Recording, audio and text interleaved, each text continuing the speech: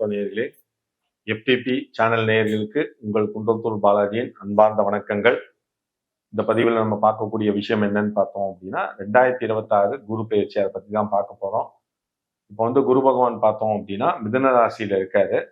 மிதுன ராசியிலேருந்து கடக ராசிக்கு 1/6/2026 25/6/2027 வரைக்கும் ஒரு வருஷ காலகட்டம் உங்களுக்கு குரு பகவான் டிராவல் பண்ண போறார். இதுலயே நம்ம பார்த்தோம் அப்படின்னா 2 விதமான குரு பயிற்சியோட சேர்த்து ஆதிசார குரு பயிற்சியா உள்ள வரார். அதாவது ஆதிசார குரு பயிற்சிங்கிறது அதாவது ஒரு ஸ்டெப் முன்னாடி போயிட்டு திருப்பி பேக்ல வர போறார். அதாவது முதல் 4 மாச காலகட்டம் குரு பகவான் மிதுனத்திலிருந்து கடகத்துல சஞ்சரிக்க போறார். அடுத்த 4 மாசம் அப்படிங்கிறது கடகராசியிலேருந்து சிம்ம ராசிக்கு மூவ்மெண்ட்ல இருக்க போறார். அது கடைசி 4 மாசம்ங்கிறது சிம்ம ராசியிலேருந்து திருப்பி பேக் டு த பெவிலியன் சொல்லக்கூடிய கடகராசிக்கு உள்ள வரார் சிம்ம ராசியிலேருந்து. அப்படிங்கும் போத இப்போ இந்த சிம்மராசி நேயர்களுக்கு இந்த 2026ஆம் ஆண்டு இந்த குரு பயிற்சி எப்படி இருக்குங்கிறத தான் நம்ம பார்க்க போறோம். சிம்மராசி நேயர்களை பொறுத்த வரைக்கும் சூரியனோட ஆட்சி வீடா இருக்கக்கூடிய இடம்தான் சிம்மம். அப்படிங்கும் போது சூரிய பகவானோட அனுகிரகத்தை பெற்றவர் பார்த்தோம் அப்படின்னா சிம்மராசி நேயர்கள் ரொம்ப விசேஷமான அமைப்பு. ஆனா இந்த 2026ல பார்த்தோம் அப்படின்னா சிம்மராசி நேயர்கள் ஏற்கனவே கொஞ்சம் பெரிய பாதிப்புல உள்ள இருக்காங்க. ஏன் அப்படின்னா அஷ்டம சனி அவங்களுக்கு ஆரம்பிச்சு போயிட்டு இருக்கு. அஷ்டம சனிங்கிறது 2.5 வருஷ காலகட்டம். அப்படிங்கும் போது அவங்களுக்கு இந்த 2027-8 வரைக்கும் பார்த்தோம் அப்படின்னா அவங்களுக்கு அந்த அஷ்டம சனிங்கிறது இருக்கு. அப்படிங்கும் போது அவங்க நிறைய பேர் மனக்கலக்கத்துல இருப்பாங்க. ஆனா இந்த அஷ்டம சனியை நிவர்த்தி பண்ணக்கூடிய விஷயமா இந்த குரு பயிற்சியை அமைய போறது. அதான் மெயினான விஷயம்.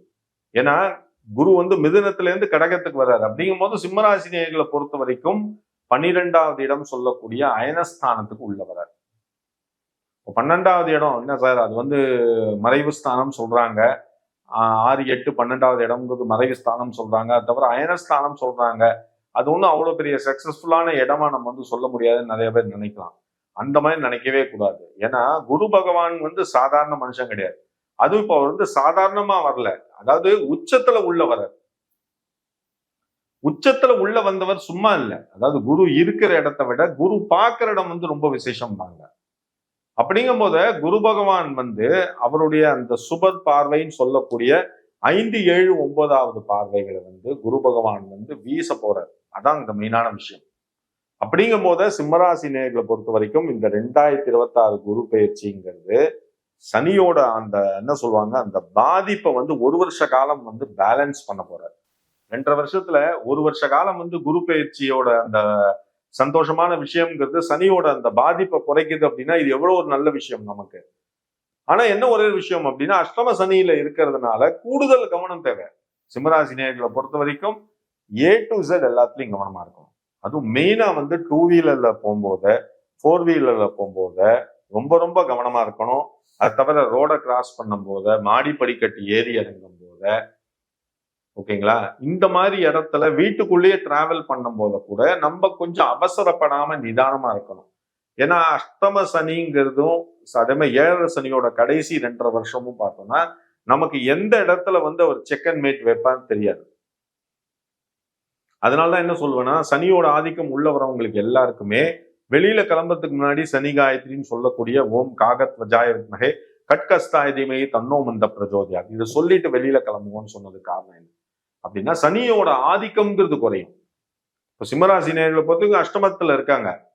அஷ்டமத்துல இருந்தா நமக்கு என்ன சார் அப்படியே இந்த 2.5 வருஷ காலமும் நம்மளை படித்து எடுத்து வரா அப்படின்னா அது கிடையவே கிடையாது. ஏன்னா இந்த குரு பயிற்சி உள்ள வந்துடுது. ஒரு வருஷ காலம் உங்களை பேலன்ஸ் பண்ணி குரு கொண்டு போறாரு. அப்படிங்கும் போது நிச்சயமா என்ன அப்படின்னா தடைப்பட்ட தாமதமான விஷயங்கள் எல்லாமே இந்த குரு பயிற்சியில உங்களுக்கு சாதகமாகும். ஏன்னா 12வது இடம் சொல்லக்கூடிய அயனஸ்தானத்துக்கு வர்றாரு. அப்படிங்கும் போது வெளிநாடு செல்லக்கூடிய யோகத்தை மெயினா கொடுக்க போறாரு. சிம்மராசி நேயர்களை பொறுத்த வரைக்கும் வெளிநாடு செல்லக்கூடிய யோகம் அது உத்தியோக விஷயமா போனாலும் பரவாயில்ல, படிப்பு விஷயமா நீங்க போனாலும் பரவாயில்ல, இந்த வெளிநாடு செல்லக்கூடிய யோகம்ங்கிறது 100% உங்களுக்கு நிச்சயமா கிடைக்கும்.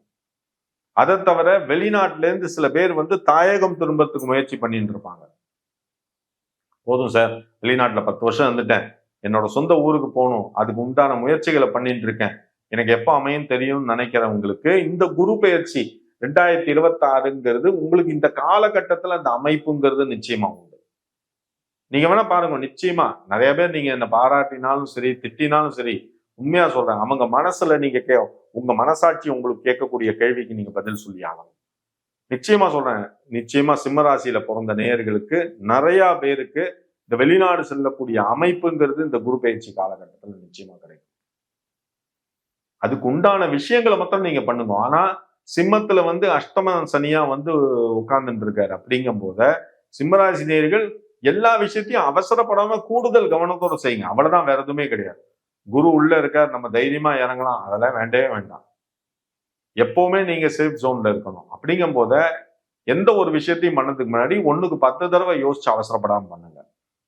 அதை தவிர முடிஞ்சது பிசினஸ்ல இருக்கிறவங்க எல்லாம் அடுத்த லெவல்ல பிசினஸ் நான் எக்ஸ்பேண்ட் பண்ண போறேன்னு நினைச்சு ஹியூஜ் இன்வெஸ்ட்மெண்ட் எதுவும் பண்ணாதீங்க. ஏன்னா குரு பயிற்சி சாதகமா இருந்தாலும் அஷ்டமம் உள்ள இருக்க, அஷ்டம சனியா உள்ள இருக்க. குரு உங்களை பேலன்ஸ் பண்ணி கொண்டு போவார். கடன் இல்லாம பார்த்துப்பாரே தவிர நீனா போய் வழிய மாட்டிக்க கூடாது. அதை மாத்திரம் கொஞ்சம் கவனமா பார்த்துக்கணும்.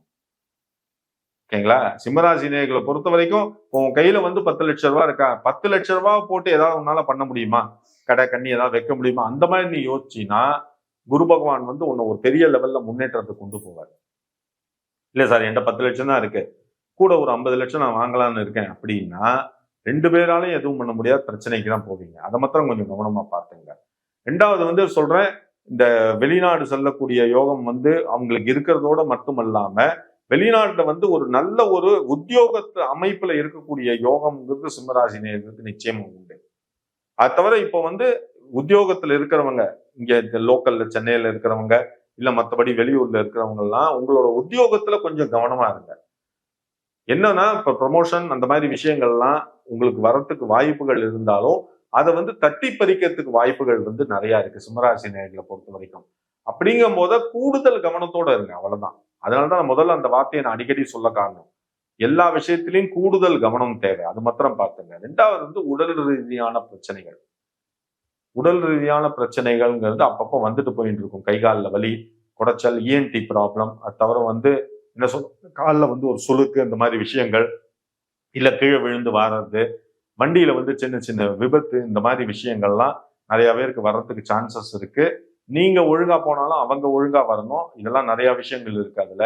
அப்படிங்கும் போது நம்ம சைட்ல கரெக்டா இருக்கும் அப்படின்னு நினைச்சிட்டு கொஞ்சம் கூடுதல் கவனத்தோட அவசரப்படாம நிதானமா எந்த விஷயத்தையும் பண்ணினீங்க அப்படின்னா பெரிய அளவுல இருக்கக்கூடிய அந்த விபத்துக்களையும் அசம்பாவிதங்களையும் நம்ம தவிர்க்கலாம். அதை மாத்திரம் கொஞ்சம் கவனமா பார்த்துங்க. உங்களால முடிஞ்சது அப்படின்னா அஷ்டமம் உள்ள இருக்கிறதுனால நவகிரக சன்னதியில இருக்கக்கூடிய சனி பகவானுக்கு சனிக்கிழமை அன்னைக்கு எள்ளு விளக்கு ஏற்றிட்டு வாங்க. முடிஞ்சது அப்படின்னா வியாழக்கிழமை அன்னைக்கு தட்சிணாமூர்த்திக்கு விளக்கு போட்டுருவாங்க. ரொம்ப ரொம்ப விசேஷம். இந்த சிம்மராசி நேயர்களை பொறுத்த வரைக்கும் ஒரே விஷயம் நான் சொல்றேன், உங்களால முடிஞ்சது அப்படின்னா டெய்லி காத்தால சூரிய பகவானுக்கு உகந்த ஸ்லோகம் சொல்லக்கூடிய ஆதித்ய ஹிருதயம், இதை 3 பேஜ் இருக்கும். முடிஞ்சதுன்னா அந்த 3 பேஜை படிச்சுட்டு நீங்க வெளியில கிளம்புங்க. மற்றபடி பயப்பட வேண்டாம். மற்றபடி உங்களுக்கு கடன் சுமைங்கிறது நிச்சயமா குறையும்.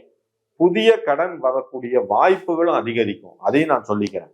பழைய கடன் குறையறதுக்கு உங்களுக்கு சுமை குறைந்தாலும் புதிய கடன் வரத்துக்கு வாய்ப்புகள் அதிகமா இருக்கு.